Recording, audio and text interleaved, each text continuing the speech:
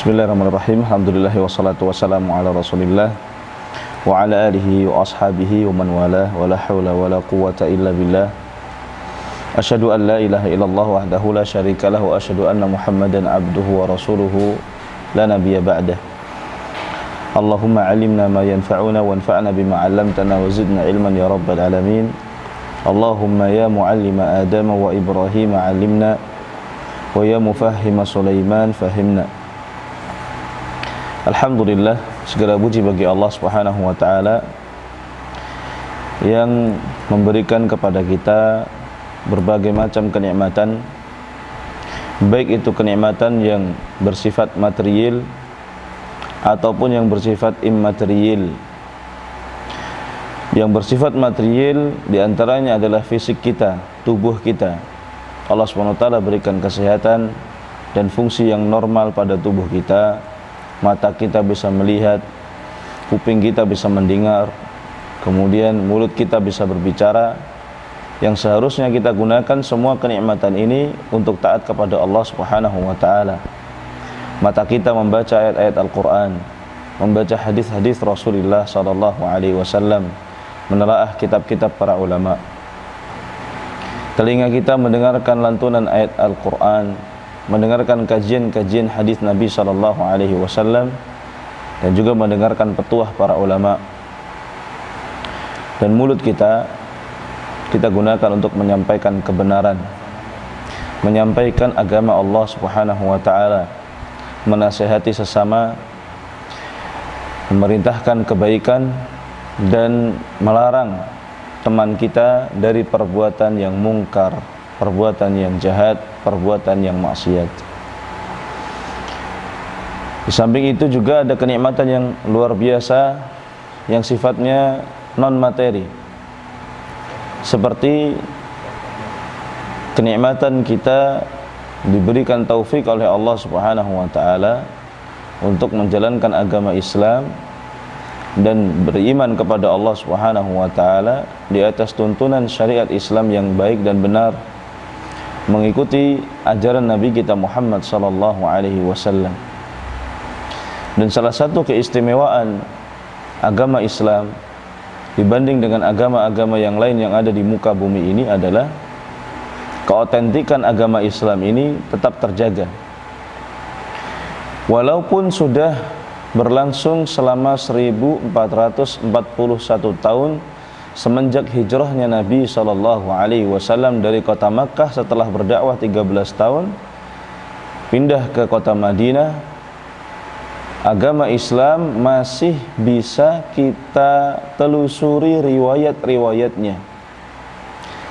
Karena sebagaimana dikatakan oleh para ulama, di antaranya adalah Al-Imam Abdullah ibnul Mubarak, bahwasannya keistimewaan umat ini adalah isnad, yaitu sanad, silsilah riwayat hadis yang mengantarkan kita kepada ilmu langsung yang diajarkan oleh Rasulullah sallallahu alaihi wasallam. Dan ini tidak ada di agama yang lain.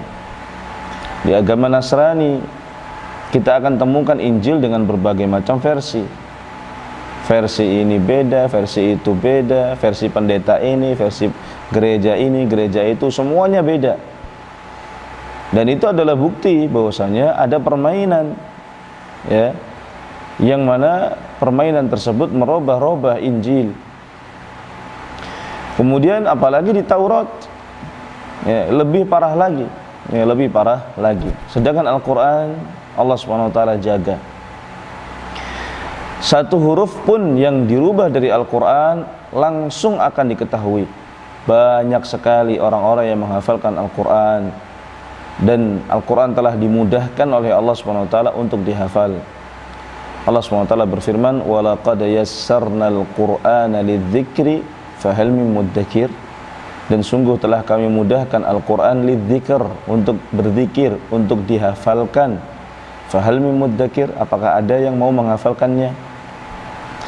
Sehingga keautentikan agama Islam ini dibanding dengan agama-agama yang lain, ya, tidak perlu diragukan lagi, 100% otentik. Ini yang membuat, ya, manusia harusnya berpikir bahwa agama ini adalah agama yang betul-betul masih asli, original, sebagaimana diajarkan oleh Rasulullah SAW. Dan alhamdulillah, kitab-kitab para ulama yang ada di belakang kita ini menjadi saksi atas keautentikan ilmu yang diajarkan oleh Rasulullah SAW. Di sini ada kitab-kitab tafsir Al-Quran bersanad menggunakan riwayat-riwayat yang otentik dari para ulama kita sampai kepada sahabat Rasul SAW, sampai kepada Rasul SAW. Di sini ada kitab-kitab fikih ibadah, bagaimana kita beribadah, bagaimana kita salat, bagaimana kita puasa, zakat, haji dan lain-lain. Semuanya otentik, diriwayatkan dari para sahabat Rasulullah SAW, dari Rasulullah SAW. Ini adalah keistimewaan yang luar biasa, tidak dapat ditemukan di agama yang lain. Tidak terkecuali pelajaran akidah. Kalau yang fikih saja, ya, yang merupakan amalan setiap hari, ada riwayat yang otentik yang membawa kita kepada langsung ilmunya Rasul SAW. Bagaimana dengan akidah? Akidah terlebih-lebih lagi, karena sifatnya ilmu akidah ini tidak berubah-ubah. Berbeda dengan ilmu fikih. Di dalam ilmu fikih ada kasus-kasus kontemporer, ada kasus-kasus baru, dan ini juga merupakan keistimewaan syariat Islam, di mana syariat Islam ini fleksibel. Dia baku sekaligus fleksibel. Baku kaidahnya, fleksibel penerapannya. Ini nggak ada juga di agama yang lain. Makanya kalau Anda cari orang-orang yang menyerukan, ya, sekularisme, adanya di mana? Nasrani yang pertama kali membuat ajaran sekularisme, ajakan-ajakan kampanye sekularisme, orang Kristen, bukan orang Islam. Kenapa? Karena agama mereka tidak bisa mengcover seluruh aspek kehidupan, sehingga banyak pertanyaan yang nggak bisa dijawab. Islam berbeda. Anda baca kitab fikih Islam, ya, minimalnya Anda akan mendapatkan empat aspek kehidupan, ya, minimalnya. Yang pertama, rubu'ul ibadat, seperempatnya tentang ibadah, hubungan vertikal antara hamba dengan Allah Subhanahu wa taala.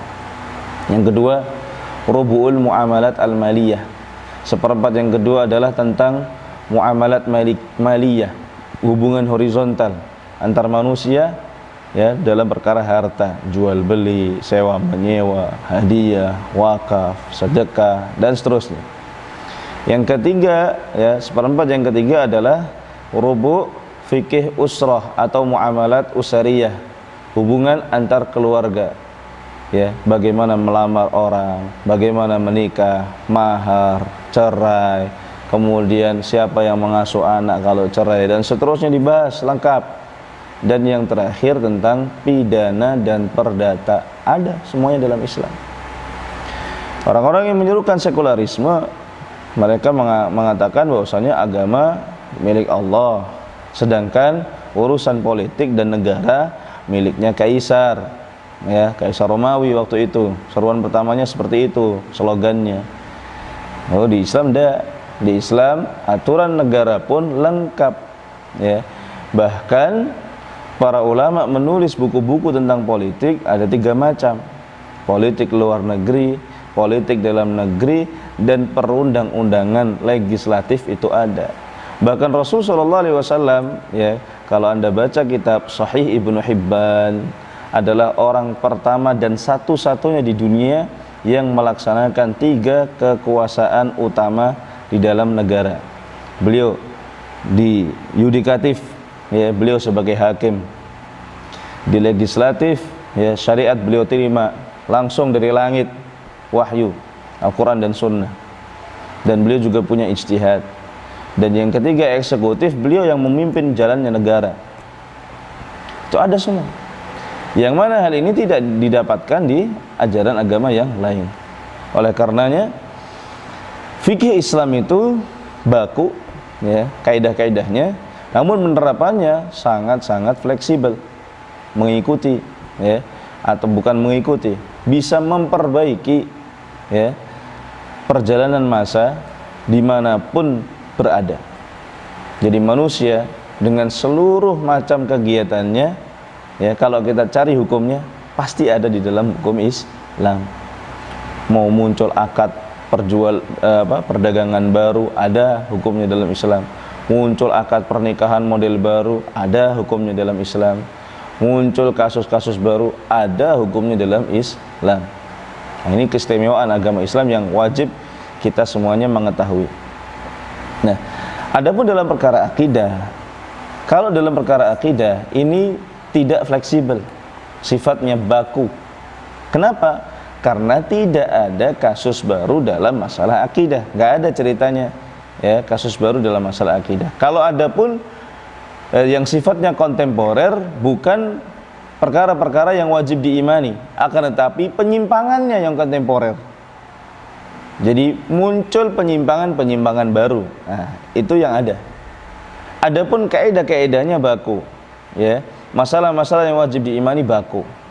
Jadi sebenarnya belajar akidah itu mudah, ya. Tinggal kita kembali kepada rujukan asli agama Islam, 3 saja, cuma 3.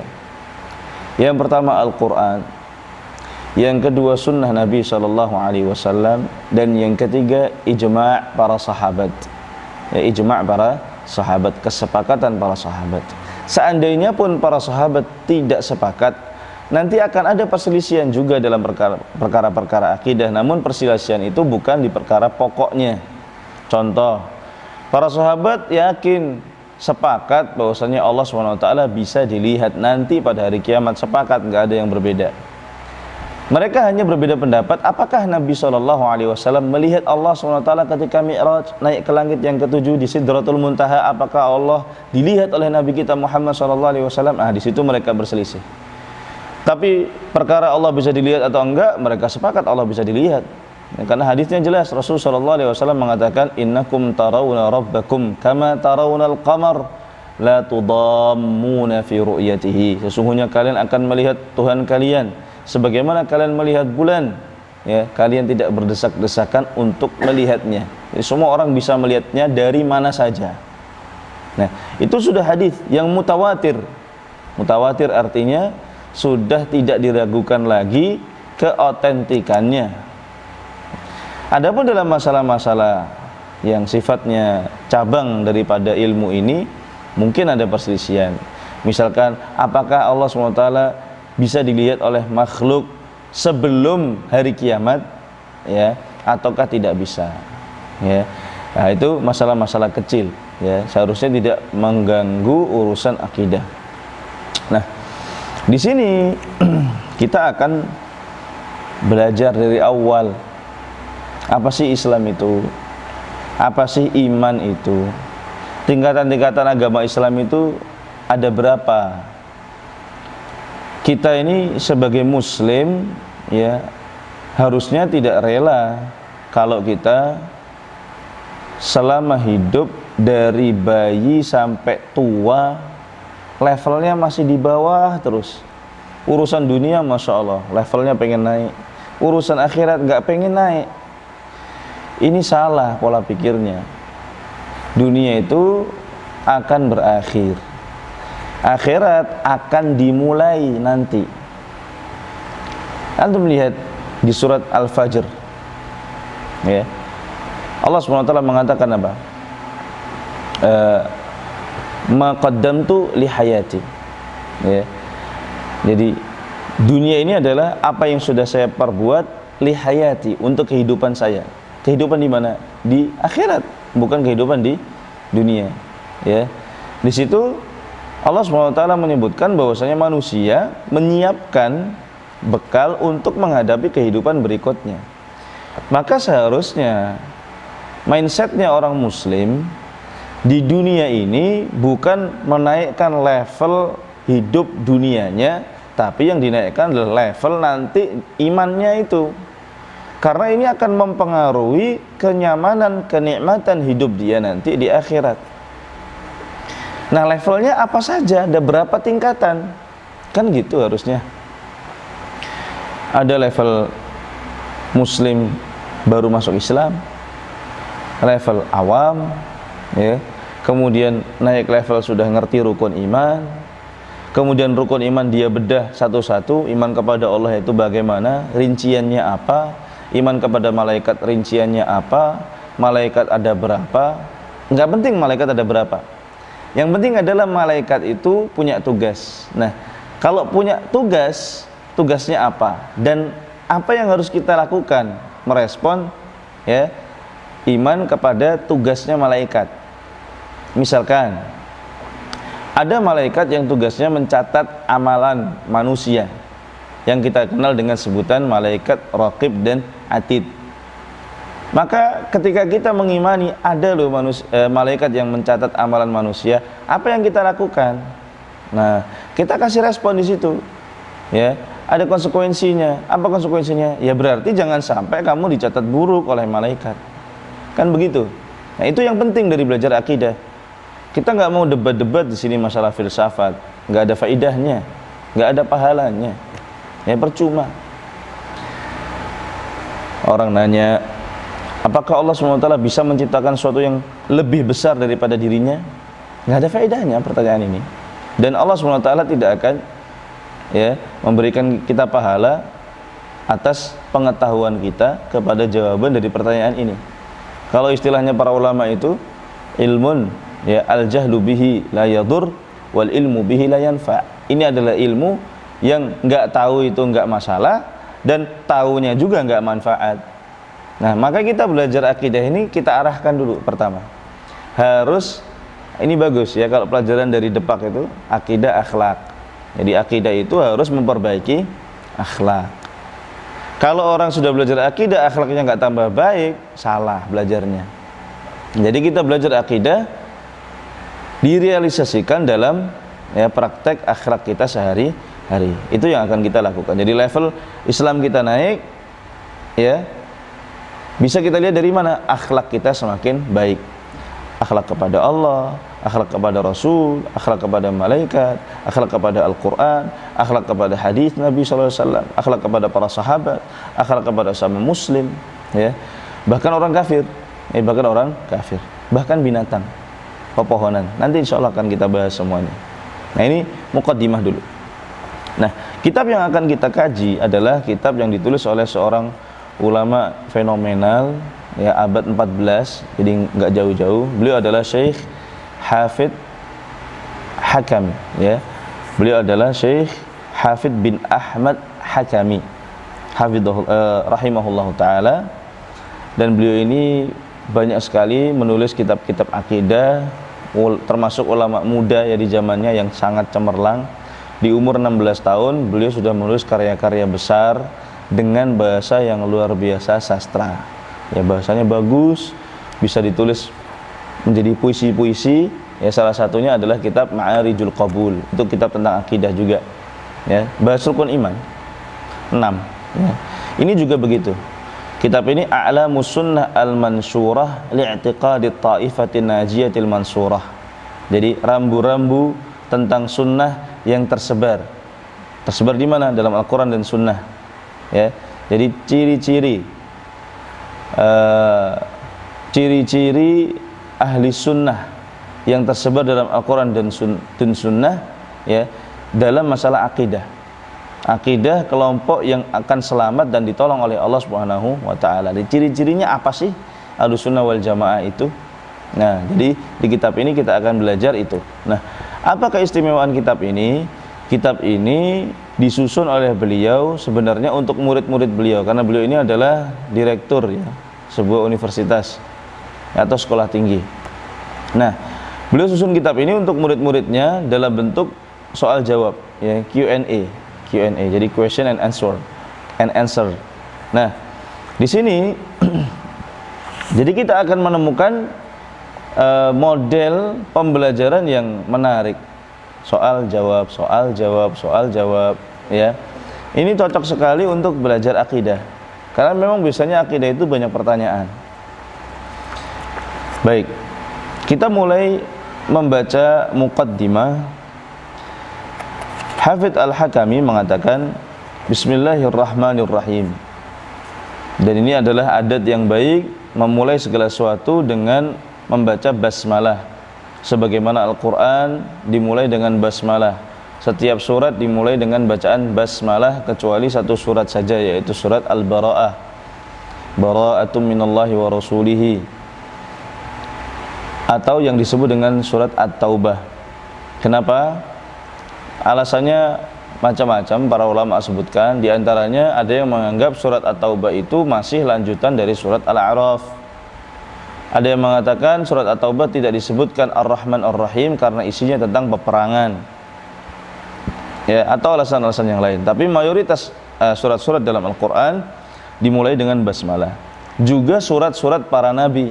Nabi ngirim surat itu pakai Bismillahirrahmanirrahim. Di antaranya yang disebutkan dalam Al-Quran suratnya Nabi Sulaiman yang dikirimkan kepada Ratu Balqis, ya. Di situ ditulis, ya, Bismillahirrahmanirrahim, sebagaimana dalam surat An-Naml, ya, sebagaimana dalam surat An-Naml.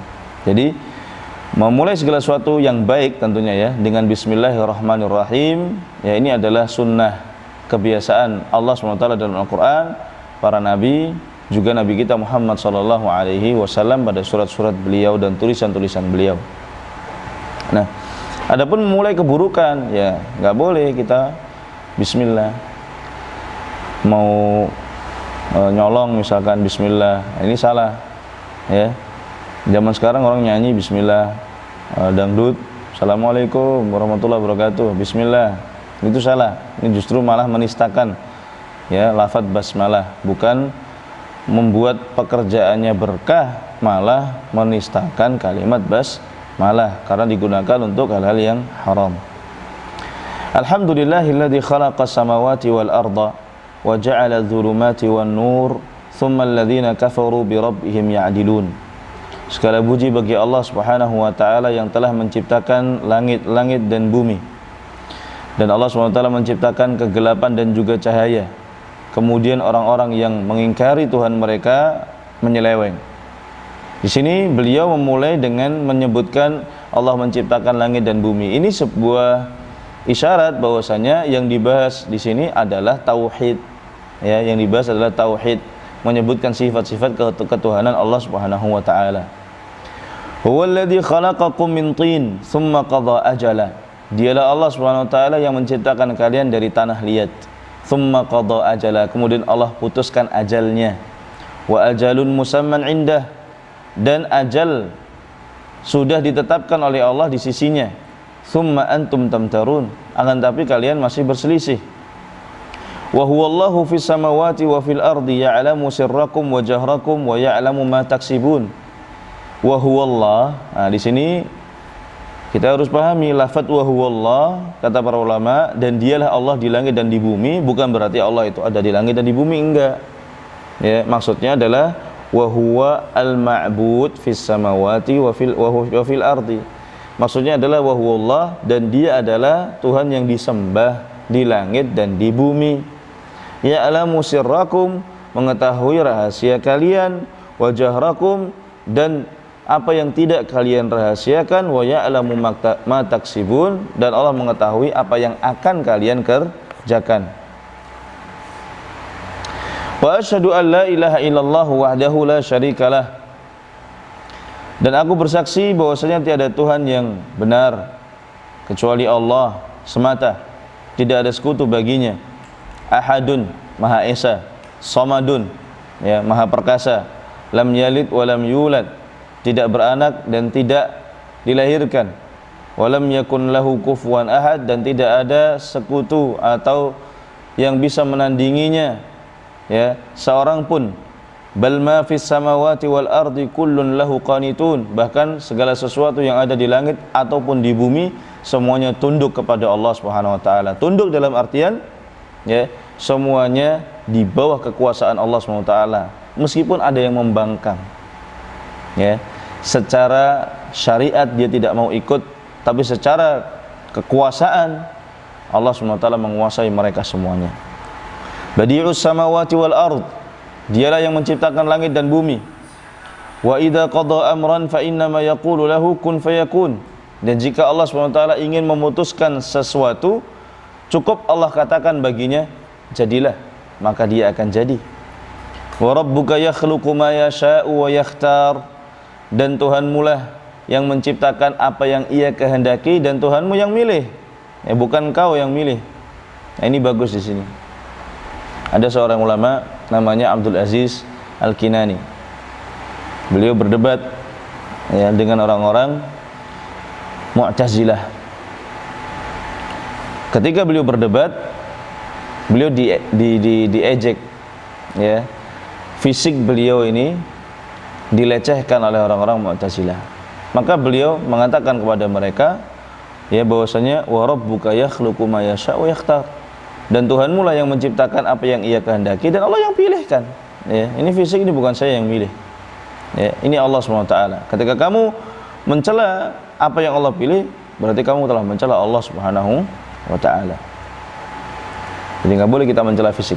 Dan Nabi SAW menegur sahabat Abu Dzar ketika dia mencela sahabat Bilal ya bin Rabah. Abu Dzar mengatakan kepada Bilal, ya ibna sauda, wahai putranya wanita hitam, wahai putranya wanita hitam. Ya, maka Rasul sallallahu alaihi wasallam menegur, wahai Abu Dzar, innaka mru'un fika jahiliyah. Wahai Abu Dzar, engkau adalah laki-laki yang ada perangai jahiliyah dalam dirimu. Dia langsung taubat, dia letakkan kepalanya di tanah. Dia minta kepada Bilal, wahai Bilal, injak ini kepala saya nih, injak. Ya, buktikan kamu lebih mulia daripada saya. Nah, begitu. Ditegur oleh Rasul sallallahu alaihi wasallam. Enggak boleh kita membeda-bedakan ras, ya, fisik manusia. Ya. Allah Subhanahu wa taala melihat kita dari ketakwaan kita, bukan dari fisik kita. Seandainya dari fisik, banyak orang-orang gagah di muka bumi ini, seperti kaum Ad dan kaum Tsamud, ya. Bukan juga dari harta, ya, seperti Qarun, Fir'aun, ya kan, tapi dari ketakwaan. Maka lahumul khiyarah, manusia tidak punya pilihan. Subhanallah wa ta'ala amma yusyrikun, maha suci Allah dan maha tinggi dari apa yang mereka sekutukan. La yus'alu amma yaf'al wa hum yus'alun. Kita enggak boleh bertanya apa yang Allah kerjakan, kita yang akan ditanya oleh Allah Subhanahu wa taala. Kita enggak boleh nanya, kenapa sih Allah Subhanahu wa taala menjadikan dia kaya, saya miskin? Kenapa Allah Subhanahu wa taala buat orang itu ganteng, saya enggak ganteng? Ya, ujiannya di situ. Yang dijadikan kaya diuji dengan bersyukur atau tidak. Ya, yang dijadikan miskin diuji dengan bersabar atau tidak. Bisa jadi orang yang punya harta itu nanti akan menggunakan hartanya bermaksiat. Akhirnya apa? Harta itu bukan sebagai rezeki, bukan sebagai karunia, akan tapi sebagai sebab dia nanti disiksa. Kata Abdullah bin Mas'ud, ini disebutkan oleh Syekh Abdul Karim Al-Uzaid dalam kitab beliau Fiqh Sirah, ketika beliau membahas tentang Halimah Sa'diyah. Halimah Sa'diyah datang bersama rombongan wanita dari Bani Sa'ad menuju kota Makkah. Ya, Bani Sa'ad ini kampung yang sekarang masih namanya juga kampung Bani Sa'ad, di barat kota Taif sekitar 70 km. Nah, beliau bersama para wanita ketika itu ada profesi menyusui anak orang. Ya, orang Arab begitu. Semua wanita mencari anak bayi yang bisa disusui, tentunya dengan upah, ya. Dan semuanya menolak Muhammad SAW karena anak yatim Nabi Muhammad, nggak kaya. Dan yang mendapatkan jatah mengasuh Nabi Muhammad cuma Halimah. Halimah cari anak yang lain nggak dapat. Ketemunya sama Muhammad. Ternyata apa? Anak yang dianggap miskin oleh orang ini banyak mendatangkan berkah. Ontanya jadi cepat larinya, susunya Halimah asinya sendiri, ya, semakin banyak, cukup untuk Nabi Muhammad dan anaknya sendiri. Banyak keberkahan dia lihat. Makanya dia minta lagi tuh setelah 2 tahun, ya, dikembalikan kepada Aminah dan dilobi lagi, boleh nggak saya bawa Muhammad ke tempat saya lagi?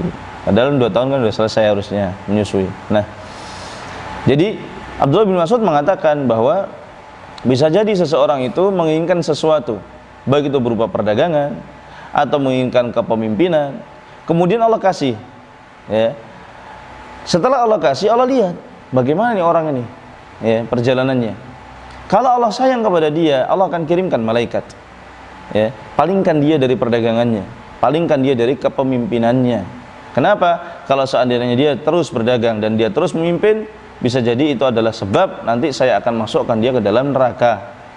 Nah, kita nggak tahu, ya, kita taunya menggerutu, mengeluh, ya, padahal itu adalah karunia dari Allah Subhanahu wa taala. Kita tidak melanjutkan perdagangan, mungkin di situ ada hikmahnya. Jadi kewajiban kita adalah berprasangka baik atas takdir Allah Subhanahu wa taala.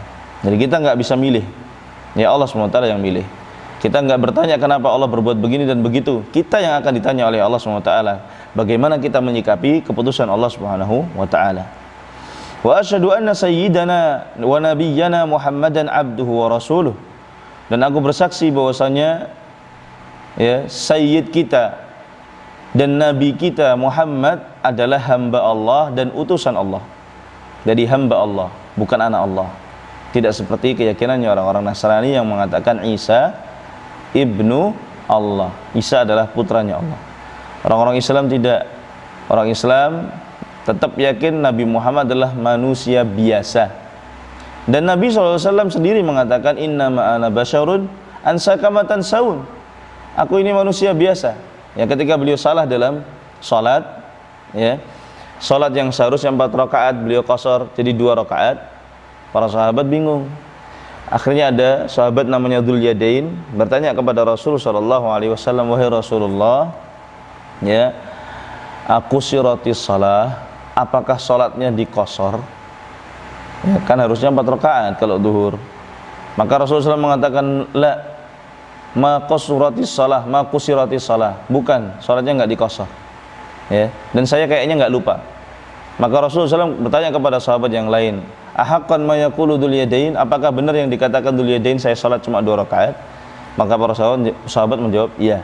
Maka Rasulullah SAW mengatakan apa? Innama ana basyarun ansakama tansaun. Saya manusia biasa. Saya bisa lupa seperti kalian lupa. Ya, jadi kita menyikapi Rasulullah SAW biasa, beliau manusia, bisa salah.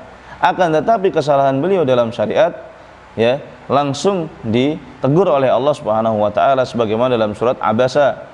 Ya, abasa wa tawalla, dia berbungkam asam dan berpaling, anja'ahul a'ma, ketika didatangi oleh seorang yang buta. Ya, wa ma yudrika la'allahu yazakka. Ya, kamu tidak tahu, barangkali, ya, orang yang buta ini, yang datang ini bisa mendapatkan tazkiyah, ya, kesucian hati daripada pembesar-pembesar Quraisy.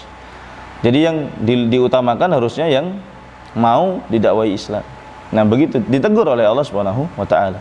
Ya, manusia. Tapi selain dia manusia, wa rasuluhu, beliau juga sebagai utusan Allah. Beliau membawa syariat Islam untuk didakwahkan, diajarkan. Jadi kita menyikapi Rasulullah SAW sebagai manusia, dan kita hormati beliau, kita agungkan beliau, kita cintai beliau lebih daripada apapun, ya, dan kita yakini beliau adalah pembawa syariat, penyampai syariat dari Allah Subhanahu wa taala. Maka konsekuensinya kita kalau pengen mengamalkan syariat, ya harus mengikuti apa yang beliau ajarkan. Arsalahu bil huda wa dinil haq. Allah Subhanahu wa taala mengutusnya dengan petunjuk dan agama yang benar. Liyudhhirahu 'ala ad-dini kullih, agar ia tampakkan kepada semua agama.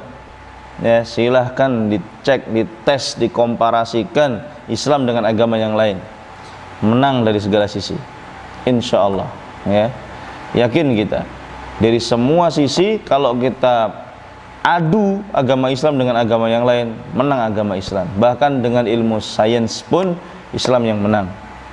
Ya, Islam lebih dahulu tahu dibandingkan ilmu sains yang baru tahu 50 tahunan belakang ini. Nah, walau karihal musyrikun, meskipun orang-orang musyrik benci, sallallahu alaihi wa ala alihi wa sallama taslima. Semoga Allah SWT bersalawat kepada beliau, keluarga beliau dan para sahabatnya, dan menyampaikan salam atau memberikan kedamaian kepada mereka. Ini adalah adab, ya, kalau kita disebutkan nama Nabi Muhammad SAW di samping kita dan kita dengar, kita bersolawat kepada beliau sallallahu alaihi wasallam, ya. Kemudian qadaw bil haqqi wa bihi kanu ya'dilun. Mereka telah menghabiskan kehidupan mereka dengan kebenaran, dan dengan kebenaran pula mereka berjalan. Wa 'ala tabi'ina lahum bi ihsan, dan semoga Allah SWT juga memberikan salawat kepada orang-orang yang mengikuti mereka dengan baik. Alladzina la yanharifuna 'anis sunnah wa la ya'dilun, yang mana mereka itu tidak menyimpang dari sunnah dan tidak berpaling. Bal iyyahu yaqtafuna wa biha yatamassakun, akan tetapi mereka mengikuti jalan sunnah tersebut dan berpegang teguh dengannya. Wa 'alaiha yuwalun. Nah, di sini ini penting ini. Kita muslim, loyalitas kita untuk Islam, bukan untuk kampung, bukan untuk sekolah, bukan untuk guru, bukan untuk partai, bukan untuk kelompok tertentu, bukan. Loyalitas kita karena Islam. Anda muslim, Anda saya cintai. Anda maksiat, Anda saya benci. Anda menjalankan ibadah sesuai dengan sunnah, saya cinta kepada Anda. Anda merusak sunnah Nabi SAW, saya tidak suka sama Anda.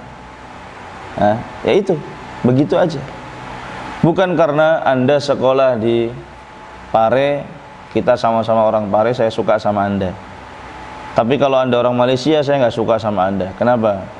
Karena klub sepak bola Anda nggak sama dengan klub sepak bola saya. Begitu orang-orang sekarang. Kan salah. Ini dekat Surabaya sama Malang. Musuhan terus, Pak.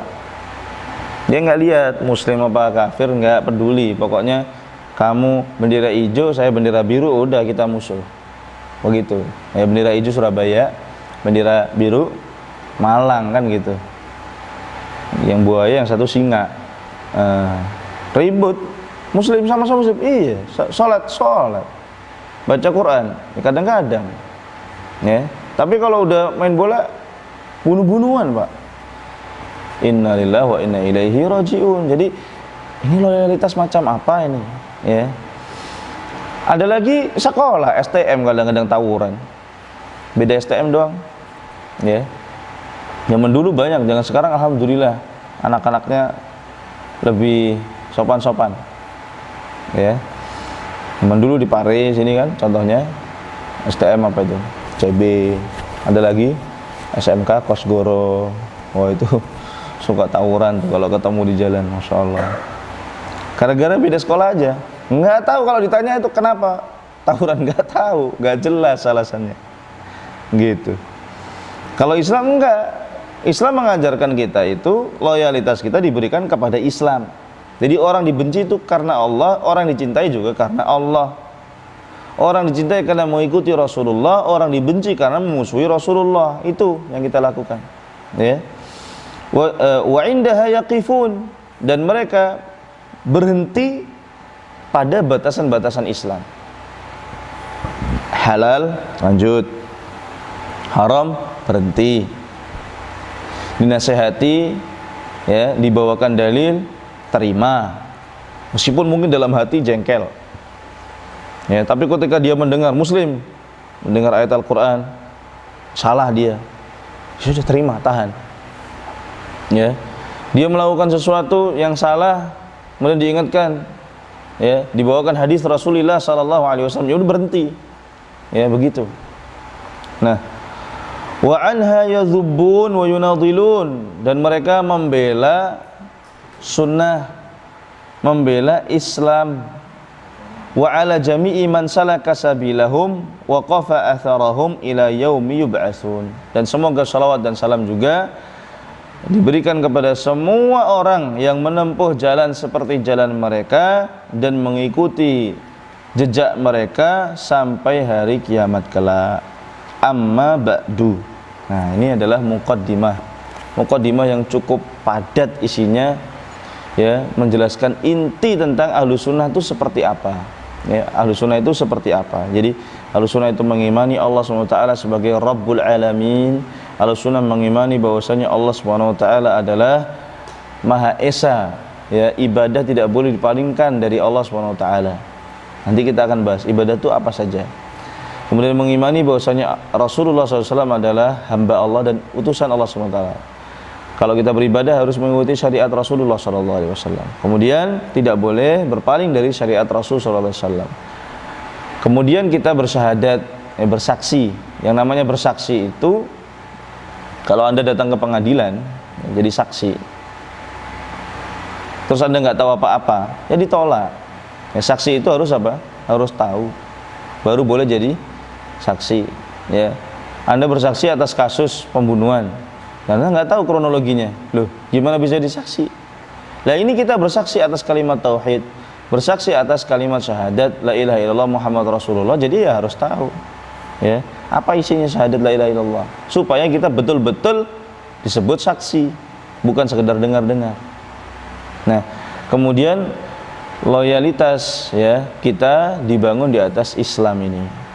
Jadi selama orang itu muslim, ini kita cinta kepada dia, dia punya hak untuk kita cintai. Dan hak tersebut bisa berkurang, bisa bertambah, tergantung orang itu sendiri.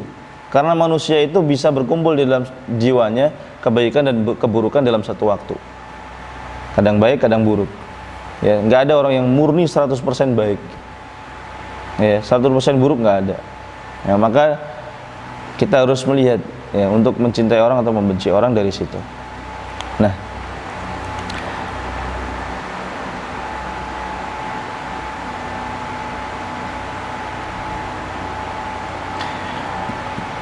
untuk pertemuan pertama saya cukupkan mungkin, ya, sampai di sini dulu. Muqaddimah, sebagai muqaddimah, dan saya akan bacakan sedikit lagi, ya, beliau menjelaskan tentang isi kitab ini apa sih. Setelah itu pertanyaan pertama akan kita bahas insyaallah pada kajian berikutnya. Saya akan baca dan terjemahkan saja, tidak banyak saya komentari. Amma ba'du, adapun setelah muqaddimah, fahada mukhtasarun jalilun nafi'. Ini adalah buku ringkas, ya, yang besar, ringkas tapi besar manfaatnya. Azimul faidah, besar faidahnya. Jamul manafi', banyak manfaatnya. Yashtamilu ala qawaidid din, mencakup kaidah-kaidah agama. Wa yatadammanu usulat tauhid alladzi da'at ilaihi rusul, dan mengandung pondasi-pondasi tauhid yang didakwahkan oleh para rasul. Wa unzilat bihil kutub, dan juga pondasi-pondasi tauhid yang diturunkan di dalam kitab-kitab, yakni kitab-kitab langit seperti Taurat, Injil, Zabur dan Al-Qur'an. Wa la najata liman bighairihi yadin, dan tidak selamat orang yang beragama dengan selain agama ini. Wa yadullu wa yurshidu ila sulukil mahajjatil bayda, dan kitab ini berisi tentang petunjuk untuk meniti jalan yang jelas. Wa manhajil haq, metode yang benar. Al-mustabin, yang jelas. Syarahtu fihi umural imani wa khisalahu, aku menjelaskan di dalamnya perkara-perkara keimanan dan perangai-perangai keimanan itu seperti apa. Wa mayuzilu jami'ahu au yunafi kamalahu, dan juga saya jelaskan di sini apa saja yang bisa menghilangkan keimanan secara total atau menghilangkan keimanan secara sempurna, artinya mengurangi kesempurnaan iman. Ya, jadi di sini bukan hanya misalkan bab sholat, ya, bukan hanya disebutkan tentang hal-hal yang menyempurnakan sholat, tapi juga disebutkan tentang hal-hal yang bisa membatalkan sholat dan mengurangi pahala dari sholat. Tapi di sini kontennya iman, lebih bahaya lagi. Wa dzakartu fihi kulla mas'alatin mashubatin bidaliliha, ini istimewa, dan saya sebutkan setiap masalah dengan dalilnya. Nah, ini jadi argumentasinya kuat karena ada dalilnya langsung. Liyatadhiha amruha wa tatajalla haqiqatuha wa yubayyina sabilaha, agar jelas perkaranya, tampak hakikatnya dan terang jalannya. Waqtasartu fihi ala madzhabi ahli sunnah, dan saya hanya akan menyebutkan mazhab ahli sunnah karena kitab ini untuk pemula. Jadi tentang teologi tidak dibahas kelompok-kelompok sesat di sini. Ya, nanti kalau kita sudah selesai belajar kitab ini, kita akan kaji juga tentang firqah-firqah yang menyimpang, kelompok-kelompok yang menyimpang, akidahnya apa saja. Bukan untuk menjudge orang, tapi kita untuk tahu, oh ini salah, ya, oh ini menyimpang. Penyimpangannya di mana? Sumber penyimpangan ini akan efeknya apa? Contohnya komunisme misalkan. Ya. Komunisme itu ada akarnya, ya. Dan akarnya di akidah, ya. Mereka awalnya ateisme, ya, nggak percaya sama Tuhan, ya. Itu akidahnya. Nah, kalau sudah nggak percaya sama Tuhan, maka akan banyak kerusakan, turunan-turunan dari kerusakan ini. Dalam masalah takdir misalkan, orang komunis nggak percaya sama takdir, makanya ya mereka nggak percaya yang namanya ada campur tangan Allah Subhanahu wa taala. Orang Allah aja mereka nggak beriman, apalagi masalah takdir. Sehingga banyak nanti kerusakan-kerusakan yang menjadi turunan daripada akidah yang rusak ini. Nah, itu contoh saja. Ya. Ada akidah misalkan orang-orang Syiah, misalkan Syiah, yang mereka mengimani bahwasanya Al-Quran yang ada pada kita sekarang ini palsu. Mereka punya Al-Quran sendiri, ya. Jumlahnya 3 kali lipat lebih banyak daripada Al-Quran yang kita punya sekarang. Maka akan banyak keturunan-keturunan penyimpangan dari akidah tersebut. Bahkan mereka yang ekstrim meyakini bahwasanya Jibril salah alamat, harusnya yang jadi Rasul Ali, bukan Muhammad SAW. Nah, itu perlu juga kita ketahui, ya. Namun di sini beliau menjelaskan di kitab ini khususnya beliau akan hanya membahas tentang akidah Ahlussunnah saja, ya. Wa ahmaltu aqwala ahlil ahwa, dan saya tidak akan menyebutkan pendapat-pendapat pengekor-pengekor hawa nafsu dan bid'ah. Idh hiya la tudkaru illa lirraddi 'alaiha, karena kalau kita sebutkan kita harus bantah, dan kalau dibantah panjang nanti, ya. Wa irsalu sihami sunnati 'alaiha, dan kita harus arahkan panah-panah sunnah untuk mematikan ajaran-ajaran yang sesat itu. Wa qad tasadda likasfi awarihal a'immatul ajillah, dan banyak sudah ulama yang telah memburu, ya, akidah-akidah sesat itu. Wa sannafu fi raddiha wa ib'adiha al-musannafatil mustaqillah, dan mereka sudah menulis untuk menjauhkan umat dari akidah yang sesat itu dan membantahnya, tulisan-tulisan yang tersendiri. Ma'anna dhidda yu'rafu bididdihi, ya, kita tahu bahwasanya kebaikan akan semakin jelas kalau kita tahu lawannya, ya, kebatilan. Wa yakhruju bi ta'rifi dhabitihi wahdahu, ya, dan kita harus tahu, ya, definisi dari kebaikan itu seperti apa, sehingga kita lebih jelas nanti ketika belajar tentang kebatilan-kebatilan itu. Fa idza tala'ati syamsu lam yaftaqirin naharu ila istidlal, ya, nanti kalau sudah terbit matahari maka siang hari enggak butuh bukti lagi. Nah, tapi sebelum kita membahas akidah yang sesat, wajib bagi kita untuk mengetahui akidah yang benar dulu. Wa idza stabana al-haqqu wa tadha fama ba'dahu illa ad-dhalal, kalau sudah yang jelas yang benar maka selain itu adalah sesat. Wa rutbatuhu ala tariqati su'al wa rattabtuhu ala tariqati su'al, dan saya susun buku ini, ya, menggunakan metode soal dan jawab. Liyastaiqidhat talib wa yantabih, agar santri bangun, maksudnya perhatian, ya, dan terjaga. Tsumma urdifuhu bil jawab, kemudian saya berikan jawabannya, alladzi yattadihul amru bihi wa la yashtabihu, yang semakin jelas nanti pertanyaannya dan tidak samar lagi. Wa sammaituhu, dan saya namakan a'lamus sunnah al-mansurah li'tiqadi ta'ifatin najiyatil mansurah, jadi ciri-ciri sunnah yang tersebar bagi akidah kelompok yang selamat dan ditolong oleh Allah. Wallaha as'alu an yaj'alahu ibtigha'a wajhihil a'la, dan aku minta kepada Allah Subhanahu wa taala agar menjadikan buku ini, ya, mendapatkan ridha dari Allah Subhanahu wa taala yang maha tinggi. Wa an yanfa'ana bima 'allamana wa yu'allimuna ma yanfa'una, dan agar Allah Subhanahu wa taala memberikan manfaat atas apa yang Allah ajarkan kepada kita, dan Allah mengajarkan kita apa yang bermanfaat bagi kita. Ni'matan minhu wa fadla, sebagai karunia dan keutamaan dari Allah.